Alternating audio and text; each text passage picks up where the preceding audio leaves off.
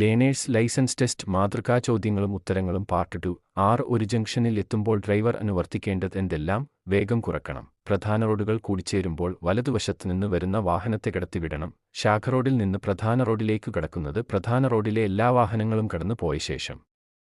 7 നിങ്ങൾ ഓടിക്കുന്ന വാഹനം ഒരിടുങ്ങിയ പാലത്തെ സമീപിക്കുമ്പോൾ എതിർദിശയിൽ മറ്റൊരു വാഹനം പാലത്തിനടുത്ത് എത്തിയാൽ എങ്ങനെ കടന്നുപോകണം? നിർത്തി എതിരെ വരുന്ന വാഹനം കടന്നുപോയ ശേഷം. 8 ഒരു റോഡിൽ കൂടി ഓടിക്കൊണ്ടിരിക്കുന്ന വാഹനം ഇടതുവശത്തേക്കുള്ള റോഡിലേക്ക് തിരിഞ്ഞുകയറേണ്ടതെങ്ങനെ?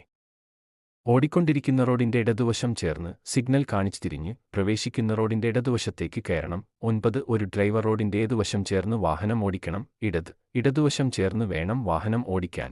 10 ഒരു വാഹനത്തിന്റെ ഡ്രൈവർ എതിർദിശയിൽ നിന്ന് വരുന്ന വാഹനങ്ങളെ ഏത് വശത്തുകൂടി കടന്നുപോകാൻ അനുവദിക്കണം?